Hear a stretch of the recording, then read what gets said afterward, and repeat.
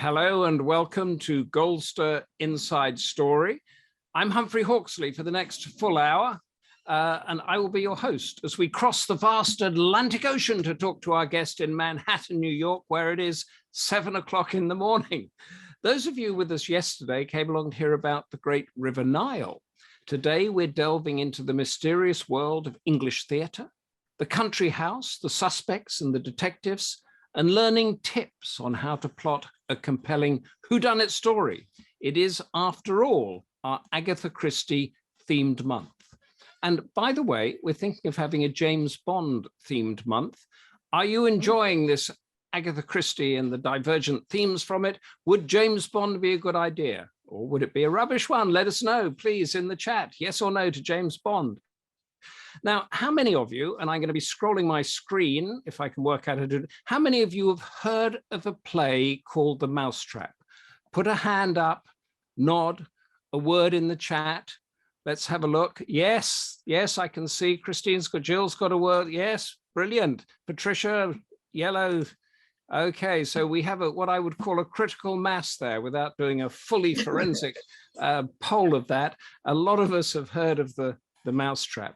So it was being performed in London's West End pretty much non-stop, apart from COVID, for a record 70 years, as long as the Queen has been on the throne. It opened in 1952, and it's a story of 7 strangers who find themselves snowed in at Monkwell Manor, a stately country guest house, and of course a killer in their midst, and a storm and phone lines down and all that sort of thing. If anyone knows or remembers more of the story, put a few lines in the chat and we will look at it.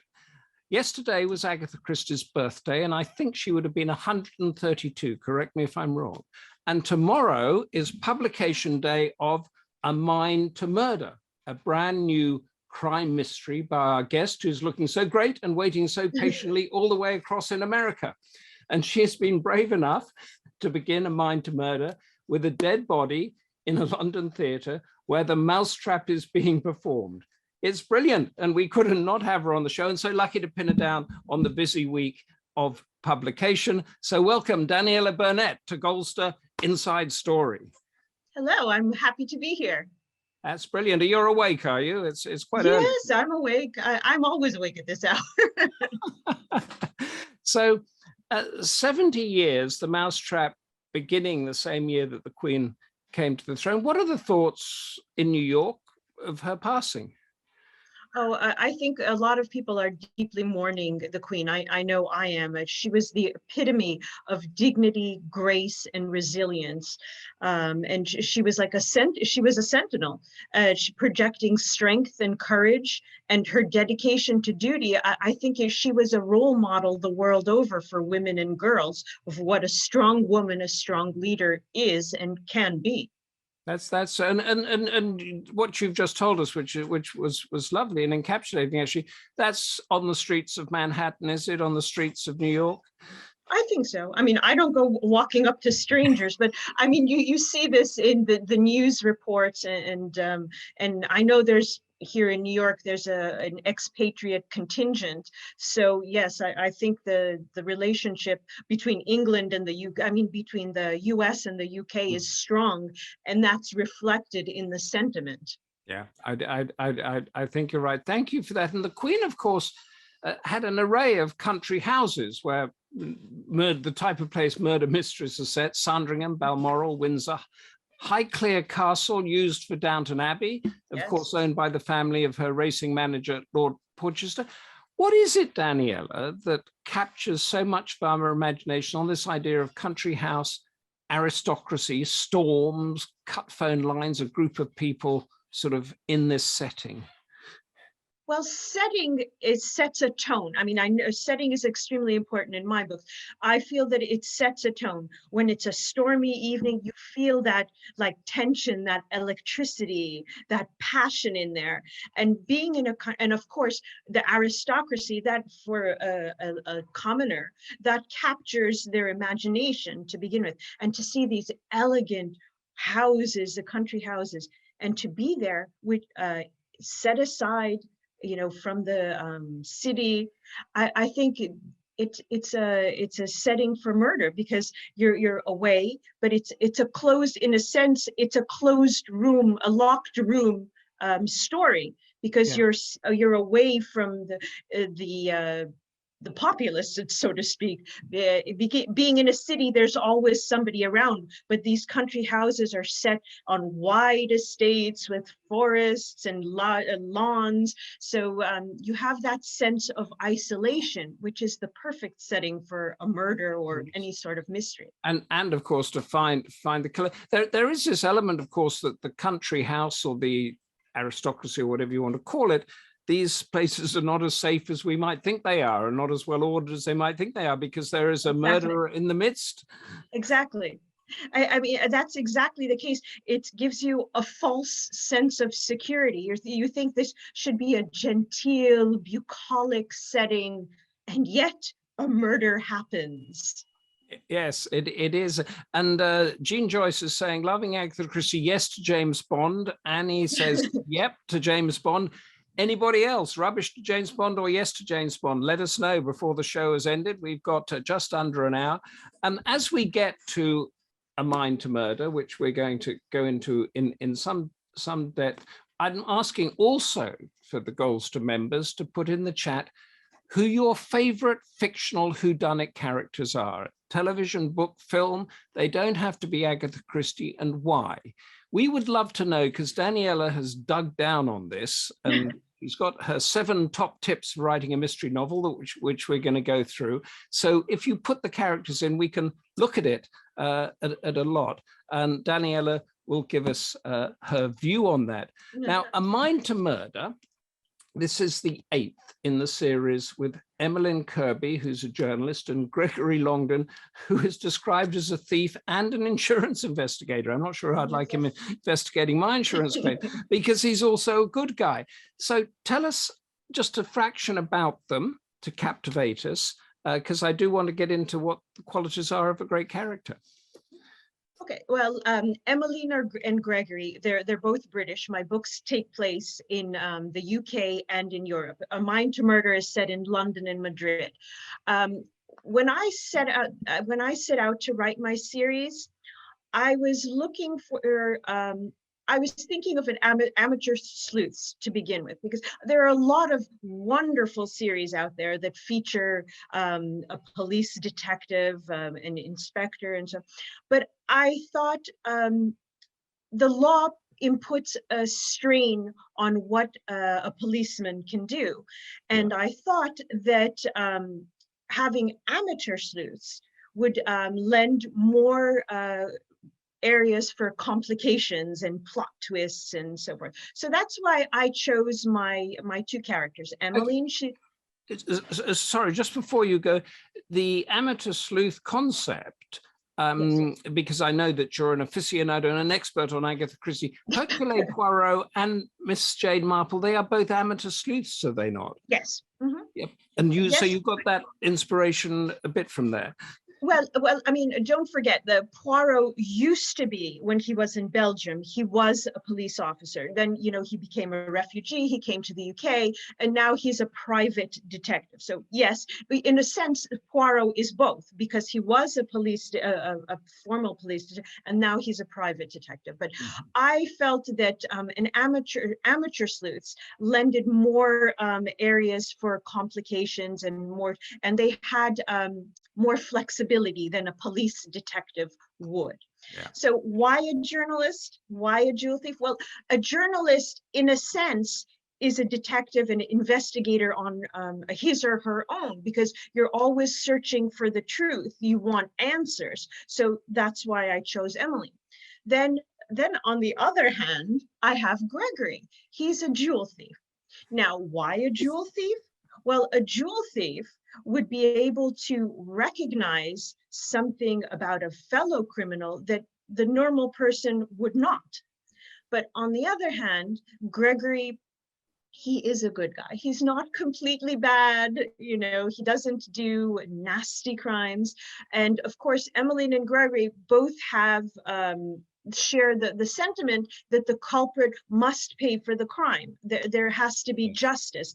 They both believe in justice. Now, when Emmeline and Gregory got married, she laid down the law and she said he had to find a legitimate form of employment. So he became an insurance investigator, which, as you alluded to, is throwing the cat among the pigeons. Yeah. But he's never stolen from the insurance company's clients. And yet he still steals jewels because, you know, life is tame. Despite the murder here and there, life is too tame. And why give up a métier that you were born to? So we're not going to let Emily know that he steals jewels because she's going to kill him if she finds out. There's a secret in the marriage. Yes. She suspects from time to time, she suspects, but she doesn't quite know. She doesn't really want to know. But if she finds out that he's stolen something again, she's going to kill him. And how old are they? Give us an idea of their age. She's 31, he's 42. 31 and 42. And so is he what you might call a rogue? We have this word, you know, like somebody who's a little naughty, but has got a better moral compass than a crook. Yes, he's a rogue. He's charming. He's dashing. And he does have this impish quality. And he likes to needle Superintendent Oliver Bernett, which is one of my other characters. He's his nemesis. And Bernett knows he's still stealing, but he's never been able to catch him red-handed. So that's frustrating for Bernett. But Gregory always likes to needle Bernett. So you have these sort of subplots and character relationships. Yes. Sue Townley says, firstly, she says yes to 007, yes. And Sue says, I love the idea of a murder mystery being set in the theatre where the mousetrap is being performed. Give us your absolutely, it had me on the edge of my seat, and bristles of fury.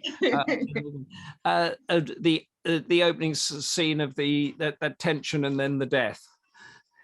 All right, well, Emmeline and Gregory and their friends they go to the theater. They're expecting, entertainment, but the murder is supposed to take place on stage, not in the theater. Now, the inspiration for, because I adore Agatha Christie. And when I went to see The Mousetrap, I was looking around and I felt that Agatha Christie was there whispering in my ear, because I saw a woman in one of the boxes. I couldn't see her face. She was in the box with a man, and all I could see was her hand over the railing. And of course, being a writer, I started coming up with her whole life story in my head. And I was like, I made up her life. And so in my book, Verena Penrose, a tabloid reporter, the worst kind of journalist, if you can call a tabloid reporter a journalist, who loves salacious exposés and loving people, she's the woman I placed in the box. And she used to work at the same paper Emmeline does, but they were never friends. Verena's would find the darkest corner of hell would be the best place for Verena, because she's nasty. As I said, she blackmails, she's anti-Semitic. So she comes across Emmeline in the bar during intermission and starts spitting some of this viciousness. And yet, in that conversation, Emmeline suspects that Verena's trying to tell her something else. She's asking for her help, which is odd because they were never friends, as I said. Then later on, when the next act starts, everyone's in the theater, then a commotion starts because the ceiling collapses in the upper circle. So the theater has to be evacuated. During the evacuation, Emmeline notices that Verena is still sitting up there in her box, which she finds odd. So she and Gregory rush up to the box, and what do they find? They find Verena with her neck snapped. Not by the rubble. No, not by the rubble. Not by the rubble. Her neck has been snapped. So naturally, for a journalist, being at the scene of the crime is a dream. So Emmeline and Gregory must find out who killed Verena. In their investigations, they learn that she was trying to blackmail the Raven, an international assassin with ties to the Russians and ETA, the Basque militant group. And those are some of the elements. But it started off at the Mousetrap in London when I was there at a performance, and I thought, so A Mind to Murder, you're not in a Agatha Christie locked room in a country house, but you are in a sort of old theatre. What is the similarity then, broadly speaking, of your characters, your Poirots and Marples, and your murderer and your detective? I mean, is there a similarity, or is it a completely different type of book? Well, it is a completely different type of book, but you do have that. Being in a theater, loosely speaking, is a locked room because you have a captive audience. The audience is captive for what? The 1 hour, 2 hours of the performance. So you're captive there. It is in a sense, broadly speaking, a locked room. So what could happen at a theater? I mean, you have hundreds of people there. Can someone be murdered during a performance? Can the killer get away? Those were thoughts in my head when I set that scene. And encapsulate for us, because I want to move on to your writing tips and how you do these things. Encapsulate for us. You've encapsulated the sort of cliffhanging plot of A Mind to Murder. Encapsulate for us the Mousetrap. The story itself? The story, yes, just very briefly. Well, a group of people come to this country house, and then there's a murderer among them. And I can't tell you who the murderer is. Although before the intermission, I had figured it out, but you can't trust me because I always do, and I have a twisted sort of mind. So I had already figured it out before the intermission, but that didn't take away from enjoying Agatha Christie's play. Yeah. So as you said, it's a stormy night, which is perfect for one of these locked rooms, and there's the murderer among them. So they're trying to figure out who it is, and then slowly the murders happen. And I don't want to give away too much because people must enjoy Agatha, the authenticity of Agatha Christie's. And the twist at the end. And I think if the audience leave the theatre, and it's still playing, the audience leaves the theatre, they are asked, or they have to sign something to say they're not going to give away the twist at the end. So it is this closed thing. We've had some comments in about the favorite characters. Please give us your favorite character, because Daniella and I want to discuss them and play them. Christine says Inspector Dalgleish, that's P.D. James. Oh, that's a good one. Yes, and Lord Peter Wimsey. Can you say anything about them against Poirot, Marples, and your characters? Well, I mean, Lord Peter Wimsey is aristocracy, so you have a different facet of the amateur detective, and he's able, because of his level in society, he's able to enter different areas where the commoner would not. So you have that one aspect. That Inspector Dalgleish, we have the police detective. He's quiet. He not plods, but he methodically moves along in a quiet way to capture the criminal. So I enjoy both of them. Lord Peter Wimsey is more flamboyant, the aristocracy. Yes. Inspector Dalgleish, thoughtful, quiet. But in the end, yes. In the end, sorry. And a salaried police officer. Yes. So but in the end, they both come to the conclusion. They both get the culprit, but they approach it in different ways, because of course they are different. They approach it from their different viewpoints in society, but in the end, they still get the culprit. Adam Williams, who is our show's executive producer, Maigret.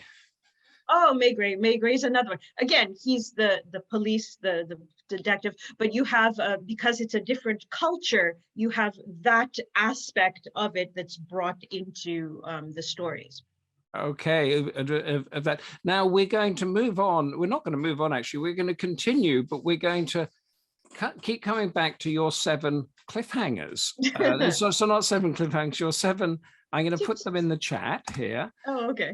So these are your ideas of how you create a murder mystery, however you want to do it. And I want to take each one of them and I want you to talk to A Mind to Murder about it, and then The Mousetrap, or any other sort of well-known famous story that we would all know in Agatha Christie or outside if necessary. But before we do that, what is it? I mean, you love Agatha Christie. I do. What is it that, and you said you got The Mousetrap at the interval. So what is it in an Agatha Christie book that I have a that twisted makes you... mind. I have a twisted mind. So Did she? well, I think you have to have imagination. I mean, for an author, as I said, one of my tips is you have to be curious about everything, because ideas come from all different sources. You know, it could be an article, it could be a dream, it could be a chance encounter, a snippet of conversation. So you have to be, as an author, you have to be curious about everything. And Agatha Christie, I read her autobiography as well, but she was curious. She was interested in everything, you know, and her second husband, he was an archaeologist, and she was fascinated about that world. In fact, she thought that her husband's work was far more important than what she was doing as a writer. For a long time, she didn't consider herself a writer. It was just a way to make money. But she considered that her writing paled into comparison to what he was doing, delving into history and trying to make today's, the people of today know what happened in the past. So she used that history because, well, yesterday with those there we did Death on the Nile, and she went on archaeological digs Yes. around Egypt and the Middle East, and then there's also the Baghdad and the Yes, Iraq elements. So she was sitting apparently writing in a hotel room whilst her husband was out on the digs. Actually, not in a hotel room. She was. They set up her own little room called the Agatha room on one of the sites of the digs. So that's where she sat there and wrote her books. So she was there, surrounded by history, surrounded by possibilities for her stories. Oh, that is fantastic. So I'm going to come now to your I'm going to go midway to your tips. Okay. Setting is critically important, Yes. because that's what we're talking about, isn't it? Yes. You set your first one in Venice, was it? Tell us about how you started. Well, the first book. Yes, the first book. The first book is called Lead Me Into Danger. Right. And it's set in London and Venice, two of my most favorite cities in the world. And actually, this pen and ink drawing behind me, that's Venice, the fish market, and this plate is also Venice. But as I said, London and Venice are my two most favorite cities in the world. So when I came up with the plot of the story, of course, I had been to both cities many times, and I was like, this is the setting for my books. And in the first book, Emmeline and Gregory, she literally runs into him after not seeing him for 2 years, when she observes two men trying to kill a colleague of hers in Venice. And then the story develops from there. They hunt down a Russian spy in the British Foreign Office. And that's in a nutshell, the first book.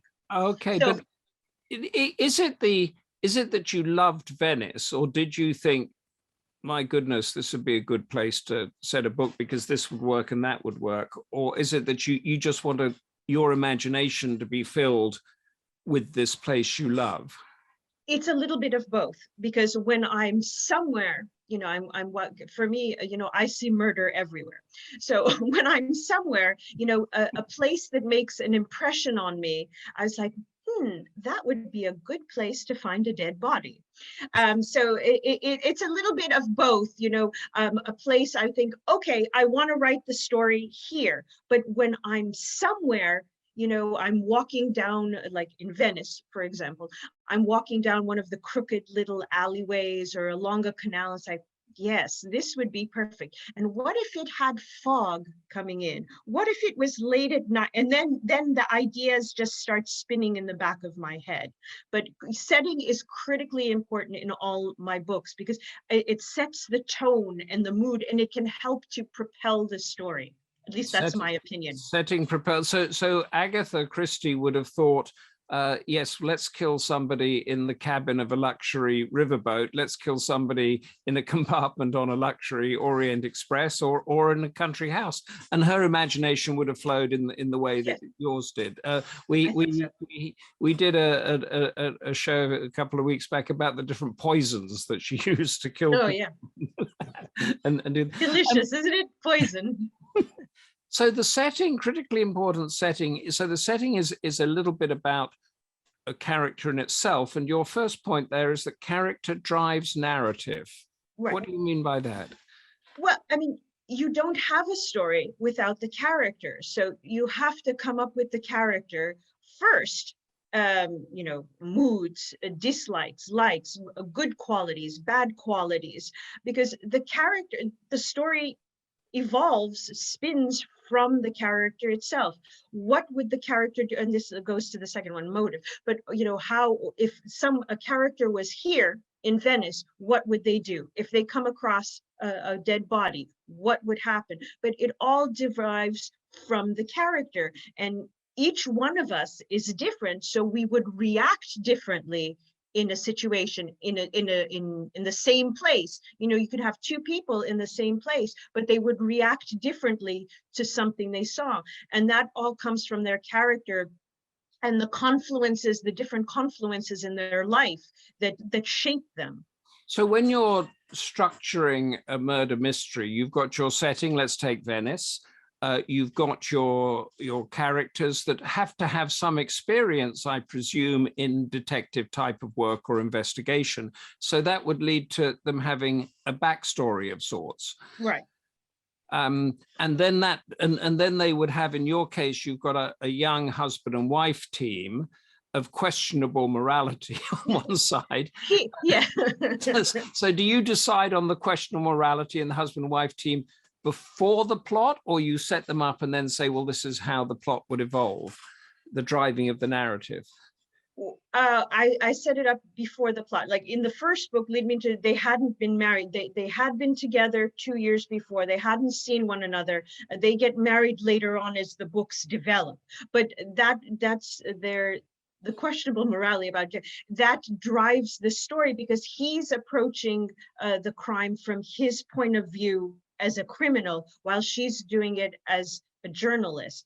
And that's how they're bringing their characters, their own viewpoints, their impressions to the same situation to eventually get to the end where you solve the crime. And how does what you've told us about your characters match with Hercule Poirot and Miss Jane Marple? Well, they're all of the characters, in the end, their core, they want justice and they want the truth to come out. I mean, that's what whether you're a police detective or an amateur truth, that's what your ultimate goal is. So that's how they're connected. In terms of their viewpoint, again, it goes back to character.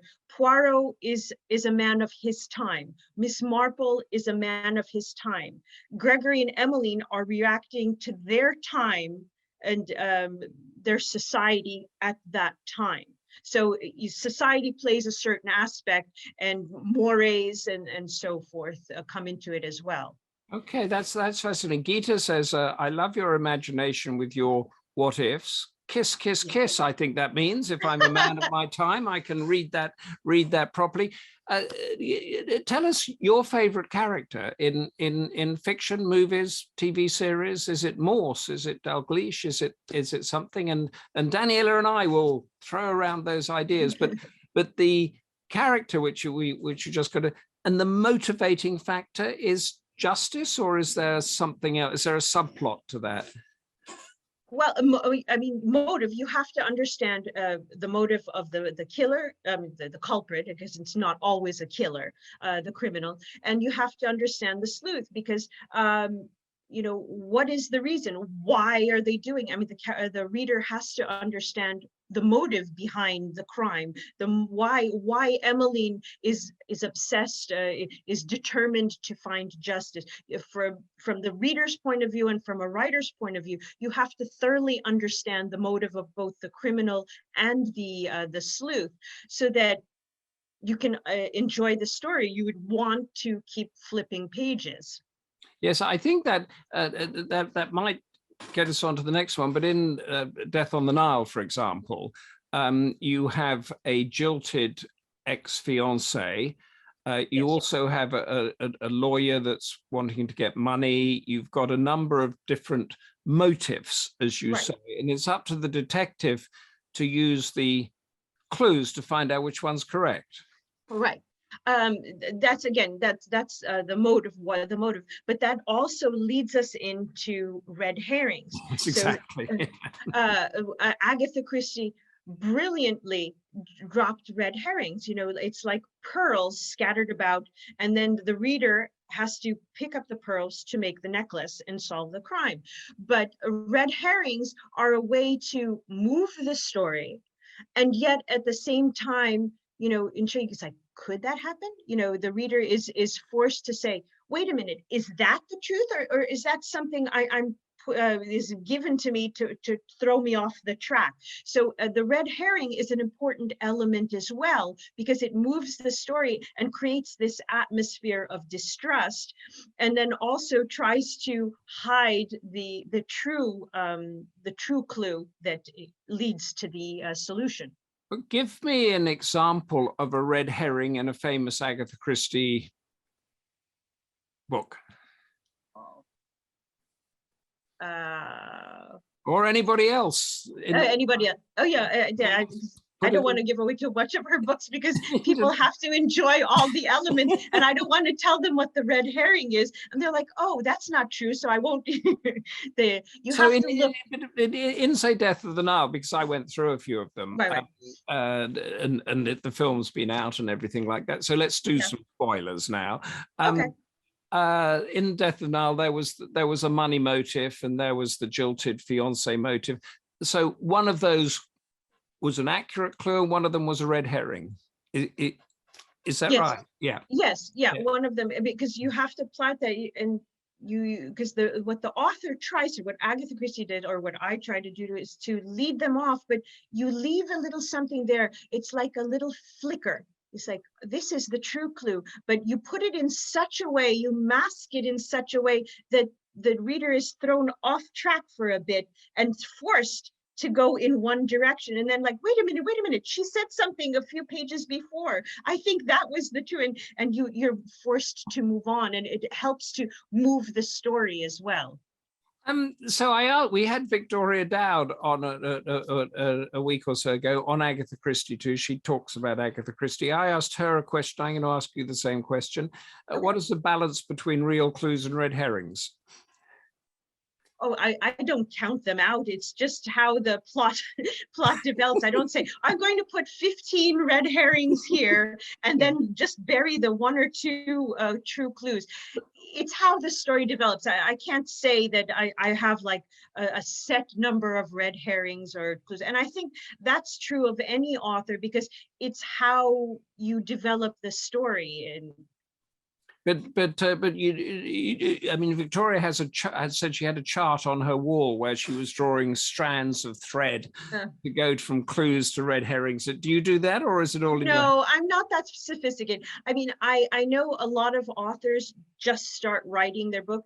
I don't do an outline and sort, but I have to have the story plotted out in my head before I start, at least have that basic skeleton of the plot, you know, that it's A and it's B, and I have to know who the killer is from the beginning, because that way I can set the red herrings, I can set the true clues, and it's how you lead to that point where you find the answer.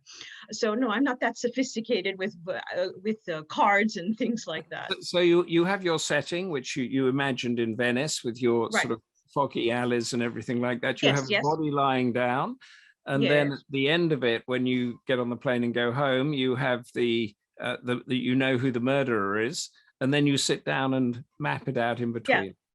Yeah, I mean, as I said, I have that basic skeleton of the plot. You know, a brilliant idea may come to me as I'm writing, so I weave that in, but at least I have that general overall idea there that I'm following along to get to the end.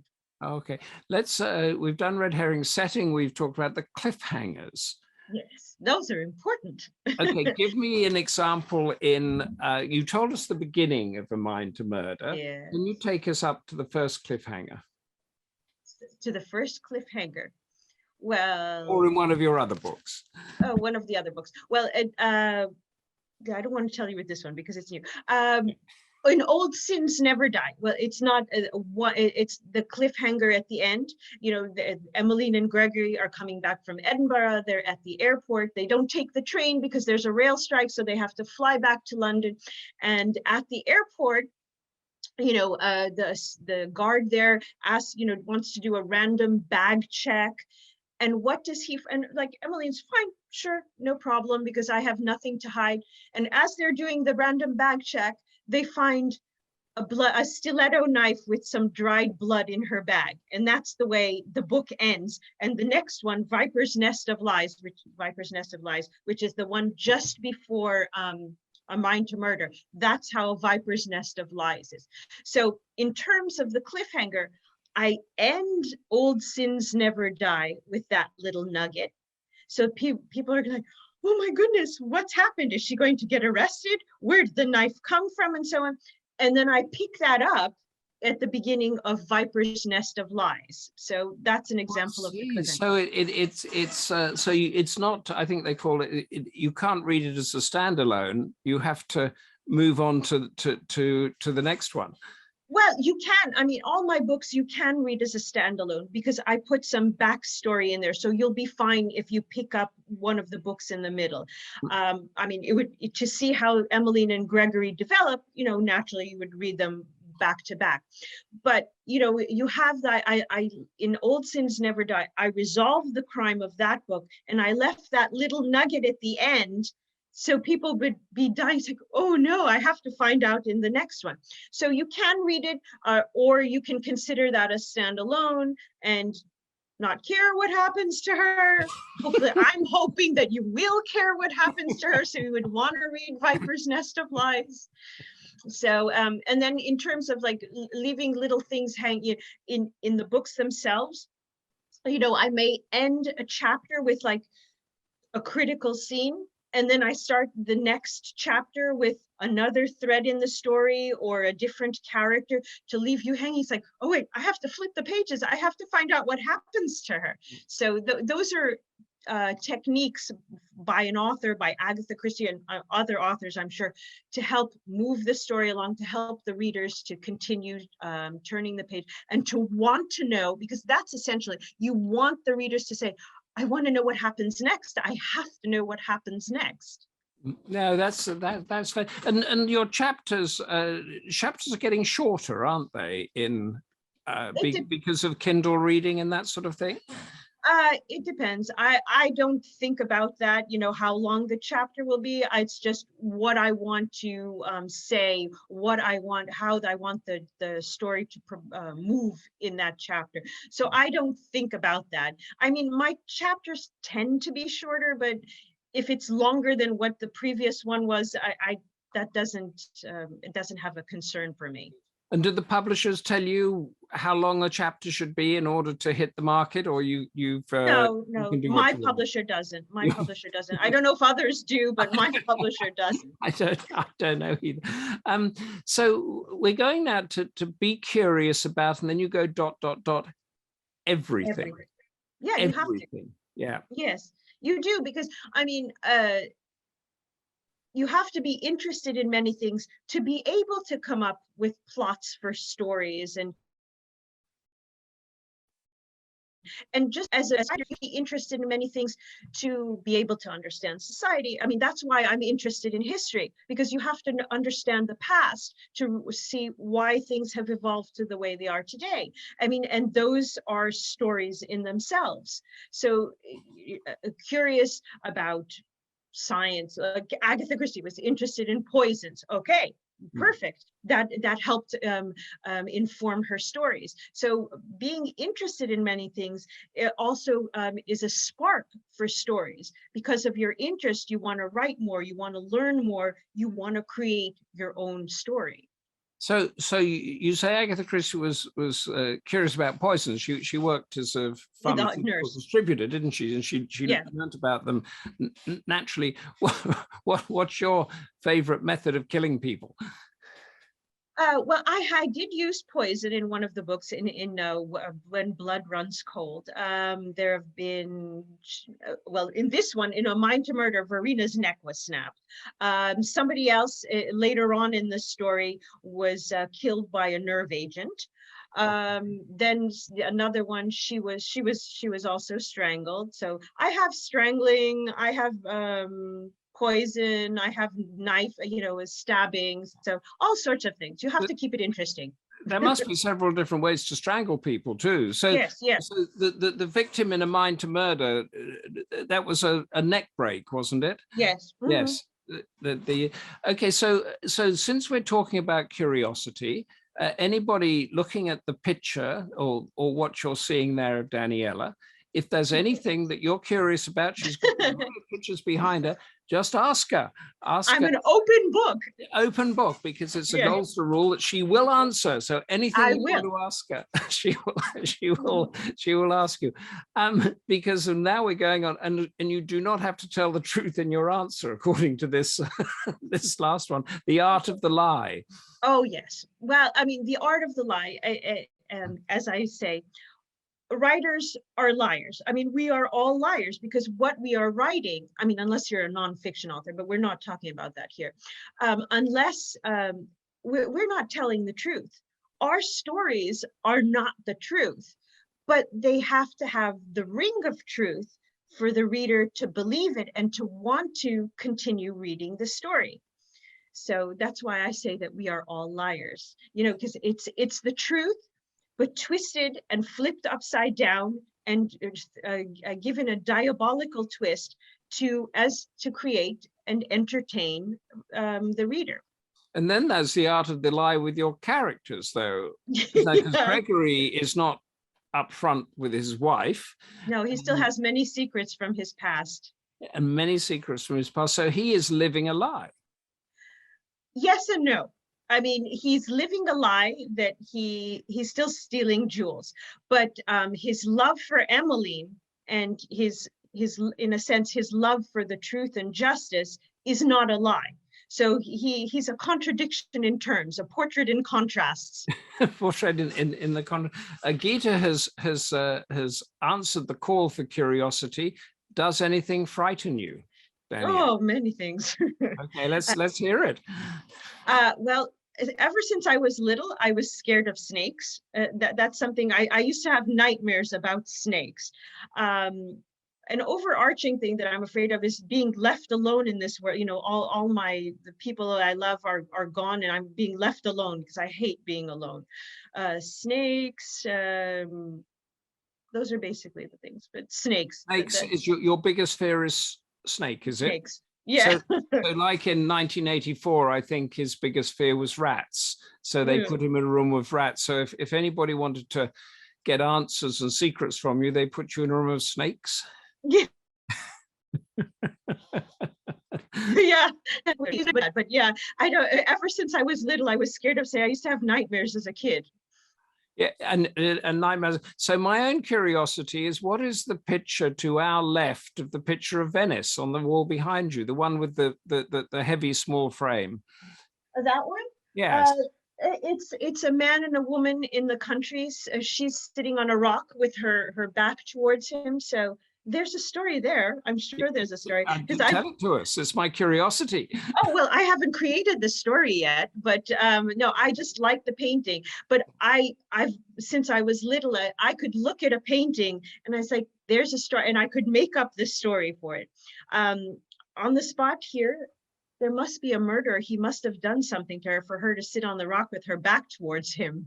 So she's got the back towards him. Anybody got any ideas? There's a woman sitting on a rock with the back towards a man. Anybody got a one-liner for that? Let us know. Akita wants to know, did you encounter a snake when you were little? Is that what brought on your... No, I have I haven't anywhere, but that's something I was like, when I saw programs on TV, nature programs, it was snakes that would scared me. Oh, and one time when we were in school, when I was little, they brought a snake, and yucky. Oh, it's because some people are terrified of spiders, aren't they? And of injections, and then Yeah. anybody got a fear? Tell us about it, and we can discuss the fear. We've got a huge amount of discussion. Jane Rico says, are these pointers all important if writing a crime short story, or would you approach that differently? This is a short story. Sure. Well, yeah. I think they're important in any story because it's how you create the plot. So in a short story, it has to be more concise because you have a limited amount, so you don't have 300 pages as you do in a book to develop it more. But I think it would apply to a short story as well, because these are all elements you have to thread through your story, whether it's long or whether it's short. Is it more difficult to put it into a short story because you have to cut out a lot of information, don't you? Yes. A short story is definitely it has to be more concise. So yeah, you do have constraints with a story, with a short story. Outside of your own characters and Poirot and Miss Marple, who is your favorite fictional murder mystery character? Oh, I was going to say Poirot, but let's see, a favorite mystery character. No one compares to Poirot in my mind, but let's see. Why is Poirot so good?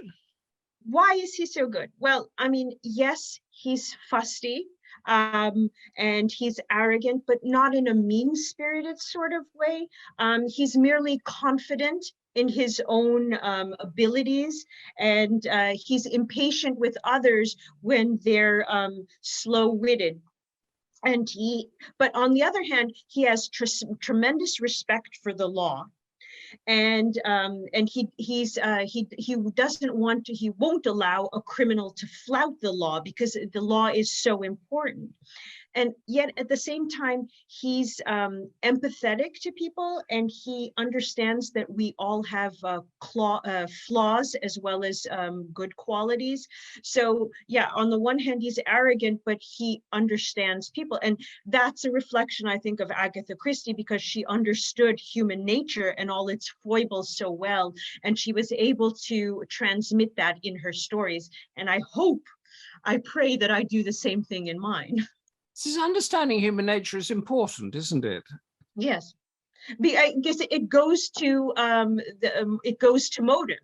You have to understand human nature to be able to create a motive for your characters, and for readers to be able to understand your criminal and your sleuth's motives. Motive is very important in a story. Yeah, and they all. I'm looking through them now, and they all sort of merge together. There's not one that's more. Character, of course, is important. Is probably the most important. Right. Setting is critical, or not? Because if you have the Downton Abbey country house place, and that's a given, then motive and cliffhangers and curiosity are more important than that, aren't they? Well, no, they all play into one another, because you have the setting there, and then you can create a cliffhanger with a setting. It could be a bucolic place, but there could be an element of peril, hovering there in the background. You can create that. So everything melds into one another, but it starts with character, because character is the engine that moves the story. Yes, it is. And outside of Emmeline and Gregory, do you have any other characters that you would like to propel forward? Is there a type of person that you would really like to get your teeth into? In my stories, or in a new story, because you look at a place, you say, well, that might not work for Emmeline and Gregory, but I've got this one in mind. I could put that there. Okay, well, I mean, also in my stories, I have Superintendent Oliver Bernett of Scotland Right. Yard and his Detective Sergeant Jack Finch. And then also on the law side, I have Philip Atchison, who purportedly works for the Foreign Office, and he does, but his real job, he works at MI5. And his boss is the MI5 Deputy Director, Lawrence Villiers. So I have those two aspects of the law, and which also I can weave with Villiers and Atchison. I can weave in intrigue and espionage. So I do focus on some, when I want to focus more on espionage element in a story, I bring in Philip and Villiers more. I don't want to give things away, but Villiers has a deeper connection to Gregory too. So I weave all those things and seek, Gregory's secrets with espionage secrets, and I weave them all in. So it just depends on the story I'm creating at the time, which character will have more of a focus. But of course, at the center are Emmeline and Gregory. Yes. Of course, you mentioned that you move into espionage, and perhaps that's the world we live in and we know more about it. Agatha Christie was writing in the 1930s, Right. when there were war clouds over Europe. The Nazis were on the rise and all the rest of it. But she didn't do that so much. She didn't get into that at all, did she? No, not really. I think maybe with Secret Adversary, there was more of an element of the espionage thriller in there. But she was writing a different type of story. I like to weave in the traditional mystery with elements of espionage and thriller, because those are the types of books I grew up with. So I'm melding the two types of stories together. I enjoy doing that. So you're a murder mystery, espionage, international thriller writer. Yes, well, yeah. Denise says, how do you choose the names of your characters? Well, with Emmeline, I've always liked the name Emmeline. So that was the name of my character. And with Gregory, I mean, I grew up watching, the old movies and so on. I loved Cary Grant and Gregory Peck. So I chose Gregory for my character, but he's also has elements of Cary Grant. His character has elements of Cary Grant. So that's how they developed. Yes, I remember there was Charles Dickens, who used to carry a notebook, and whenever he was introduced somebody and the name interested him, he would write it down, because he had this vast sort of canvas of characters that he had to get interesting names for. Adam Williams back again. Can a murderer ever have the moral high ground? Can it be a higher morality to criminal justice? Well, I mean, murder is anathema. The taking of a human life is anathema, and it goes against a society, an ordered world. But I mean, I suppose, in certain cases, self-defense, that's that, if your life is threatened, that's the ultimate action. I suppose that's the case, but I've never come across a murder. All your murderers are bad guys, are they? Yes, they're baddies. They're all baddies. and do we get to know why? I mean, you talk about motive. Do we get to know why they did it? We know their motivation, but do we understand their motivation? Or I try to do that. I try to explain them, because the reader has to have answers. For me, mysteries and thrillers are about why the crime was committed. So I try to answer that at the end for the reader, so that they can be satisfied, they can have the answer, and they can move on and say, aha, that's why. Yeah, they have to be satisfied that it's all wrapped at the end, yet you have to put in a cliffhanger. Yes, I do. Because then I have to move to the next story. They have to, I can't rest on my laurels. They have to move on. Life moves on. Murder moves on. Murder moves on. I'm exhausted listening to how all these things are put together, because it's so absolutely so intricate, isn't it? I want you to wait there, Daniella. I have to tell our wonderful, we have another question. So Gita says, I love your 7 tips. Thank you, Daniella. Patricia Reese, do you always set your books in Europe, or are you able to create an atmosphere to be able to create an atmosphere not present in the US? Is that why you do Europe? Well, I mean, I've been an Anglophile since I was a little kid. So when I started writing my series, my characters had to be British, and at least the majority of the stories had to take place in the UK. Emmeline and Gregory live in London, but the books have been taken place in other, like in Isle of Mull in Scotland, in Torquay, which is the third book in my series, was another homage to Agatha Christie. So in different places, and then as I said, the first book is also in Venice. This new one, A Mind to Murder, is set in Madrid. So it's places where I've been, and it's where I don't think the stories I've created would have been able to be set here in the United States because of the idea I have in mind, because of my characters and their backgrounds. I see. So you love Britain and you hate snakes. Is that yes. what you take away from yes. this? No. That's going to be the end of this. That's what everybody's going to remember from this interview, that I'm scared of snakes. Not the books, just that I'm scared of snakes. Only thing we're going to remember from that. But just hold on for a moment, because then we're going to come back. Firstly, if you want us to do a James Bond series like the Agatha Christie theme month, just put a tick or a love or a heart or a down in the chat, and then we'll think about it. We think that Agatha Christie has gone really well, because we've met people like Daniella, who are an aficionado and an expert on Agatha Christie now. And next Thursday, because we haven't ended the month yet, I'm with HarperCollins publishing director David Braun, and he handles the Agatha Christie estate, as well as the estates of other household names authors. So join us to find out who they are. But he's just put together a book called Marple, 12 New Stories. And that's a brand new collection of the Miss Jane Marple things, short stories, which we discussed, penned by 12 best-selling authors. And they include Val McDermott, Kate Moss, and our very own Ellie Griffiths, whom Lucinda had on earlier this week on her Author to Author show. Wasn't that great? And then the 23rd, that's the next day, a week today, Lucinda is with Jessica Fellows. She is the author of the Mitford Murders and the niece of Julian Fellows of Downton Abbey fame, the Highclere Castle that we referred to earlier on. And then on the 29th, Lucinda is with Andrew Eames, author of the 855 to Baghdad. That's got shades of the Orient Express on it, a beautifully written travel book, and a reminder, of course, as we were discussing, of how much Agatha Christie traveled. And then on Friday, the 30th, and to end our Agatha Christie month, Lucinda is with a book club. That's where we all join in. And the book is Appointment of Death. Read it, talk about it, enjoy it, to our Goldster conversation.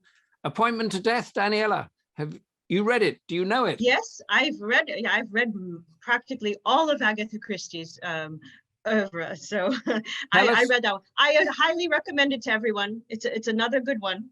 What has it got? Poirot or Marple, or who is it? Miss it has Poirot in it, not Marple. It's got Poirot. And any give us a little taster as to why our members should pick it up and read it before Friday the 30th.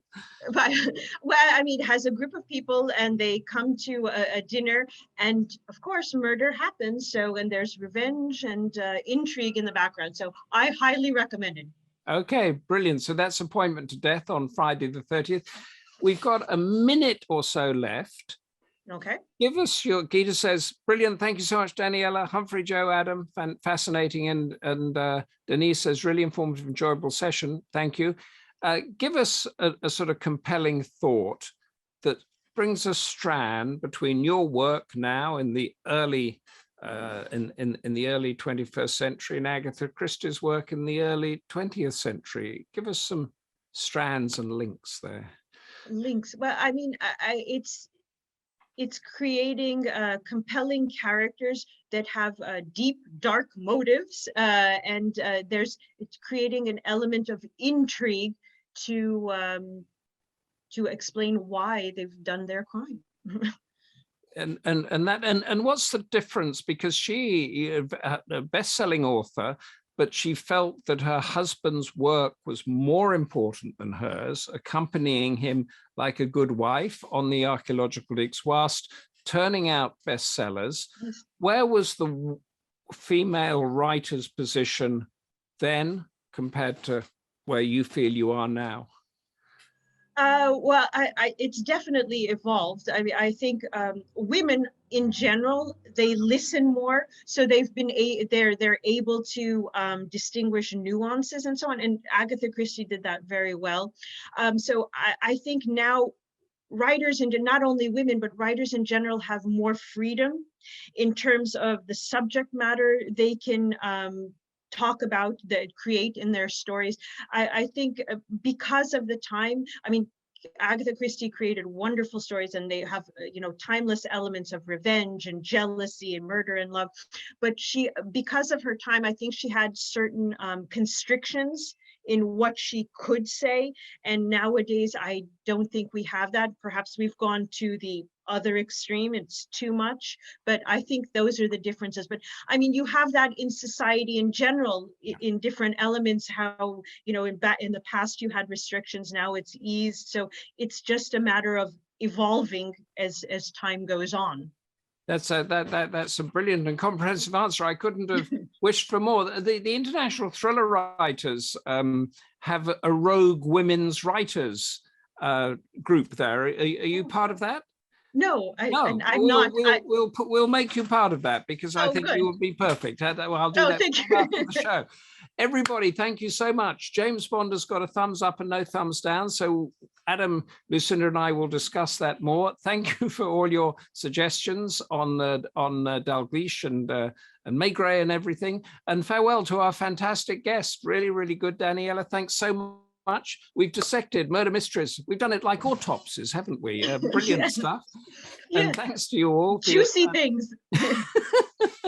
David Braun next week and his Miss Marple short stories. Until then, stay reading, stay curious, stay safe, and of course, stay Goldster. Tell all your friends and family about us, how we laugh and how we talk and how insightful we are, so that we can grow and thrive. And for now, bye, Daniella, and thanks so much for coming. Bye. Thank you very much. I had a wonderful time. Bye.